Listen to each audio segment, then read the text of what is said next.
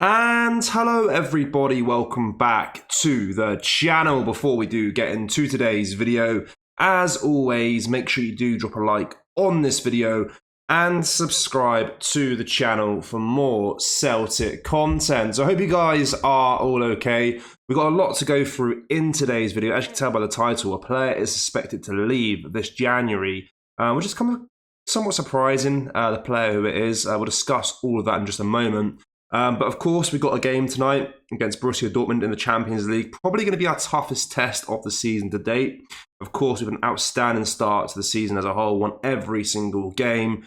No real issues that we've come against. Probably the hardest game, the most unconvincing performance is probably Falkirk in the League Cup, which is kind of crazy. But of course, coming on the back of a 6-0 win against St Johnstone, a superb performance, another clean sheet as well. Unbelievable start to the season. Really, really happy where we are right now. But tonight will be a very tough test against a good Borussia Dortmund side.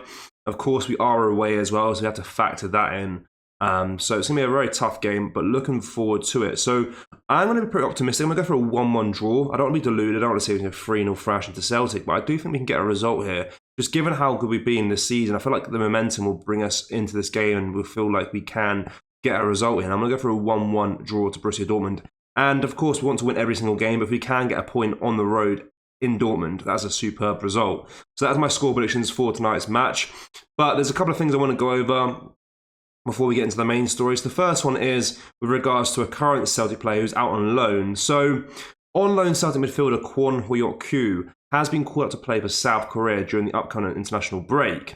It comes after the 23-year-old has enjoyed a prosperous start to life at Hibernian, where he is currently spending the 2024-25 season on a temporary loan spell. Kwon joined Celtic last summer from second-tier South Korean side Busan I Park. He never made a competitive hoops appearance during his first few months with the club, and he was resultantly loaned out to St Mirren in January this year. While Kwon impressed during his early days in Paisley, he was eventually ravaged by injury as his spell was cut short. This summer, after a positive pre-season with Celtic, he moved across the M8 to Easter Road, where he has been playing well at the start of a new campaign. Kwon has made a productive start to life at Hibs and has now been recognised internationally for his recent performances. So the reason I want to talk about this is because Kwon Hyok-kyu was a player I was not convinced by whatsoever. Of course, he never got a chance at Celtic. We knew he wasn't good enough. He came from the second tier in South Korea. So he had a lot of work to do when he arrived through the doors at Celtic Park. And of course, his loan spell in January didn't really go the way he would have hoped for, not really due to any fault of his own, more so just due to the injuries. He had a good start there, as we mentioned just then, but his start to Hibernian so far, his start to a season with Hibernian has been really, really good, really positive. And this kind of begs the question is, when we have players like Kwon, who's kind of not good enough to start in the Celtic side, do we, of course, there's a lot of times this happens, we tend to loan them out abroad or loan them out to England and stuff like that. I really do prefer loaning our players out, our squad players that need to get first-team experience out into the Scottish League. It just seems to be so beneficial for us historically. I mean, if we go down recent history, Scales, of course, had a great spell at Aberdeen, came through the season afterwards and started playing games with Celtic consistently and been really good since then.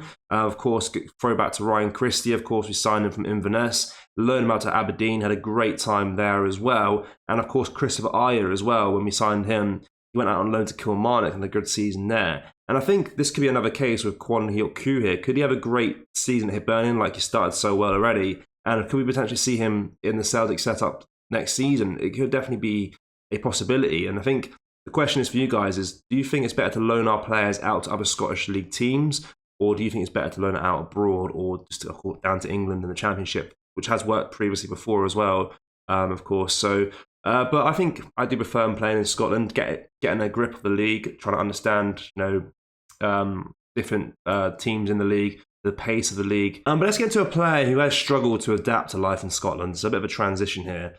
Now, this is with regards to Luis Palma. As of recent reports from South America suggest that Celtic winger Luis Palma is contemplating a move away this winter due to limited playing time under manager Brendan Rodgers. So citing a story from Honduran outlet Toronto Metro, these reports have gained traction after highlighting Palmer's struggle to secure a regular starting position. The 24-year-old has made only 3 substitute appearances in the Scottish Premiership this season and his sole starting appearance was a disappointing showing against Falkirk in the Premier Sports Cup. These reports appear to stem from a headline in the Scottish Sun, palmed off Celtic star tip for January exit as the headline, which quotes pundit Michael Stewart. However, Stewart does not claim insider knowledge. His comments are purely speculative. So we understand that Palmer is determined to earn his place at Celtic and remain at the club. Despite recent performances and some social media posts, Palmer's commitment to staying and competing at Champions League level is still strong. So the winger has really struggled for Celtic in recent times. This time last year, he had some good form and was performing well and scoring in the Champions League. But he's nowhere near that standard at the moment, and fans are seemingly losing patience with the winger who clearly has no confidence in himself anymore. So this is a shame to see. I thought out of the absolute crap show what was last transfer window, not this summer, the season before, the transfer window in that summer, I thought Luis Palmer was the one kind of signing that looked somewhat decent. I didn't think he was amazing, don't get me wrong, but I thought he was probably the best of the bad bunch. And he had good spells here and there last campaign in the Champions League. He scored a few goals, of course, went in a little bit of a purple patch, but couldn't really gain that kind of consistency throughout the whole campaign.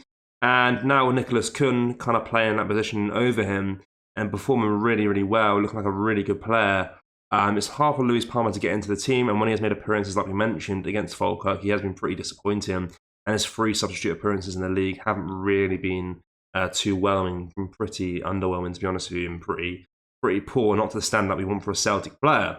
So I'm open for him to leave. If we can get our money back on him or make a bit of a profit, I'm more than happy for him to go. But of course, I feel like that's a position we still need depth in. Of course, we wanted a right winger last summer, and we never really got one in through the door. So I do think that before we even think about selling Palmer, we should look at maybe getting some reinforcements there to compete with Nicholas Kuhn, and then maybe let him go then, because it's definitely a position that needs a bit more depth in, a bit more quality in depth, more so than anything, of course. But yeah, let me know your thoughts with regards to Luis Palmer's Celtic career as to date. Do you think it's over for him, or do you think he can fight for a place back into this team? I think he's a very talented player. I think he's got potential to be a good Celtic player in the future.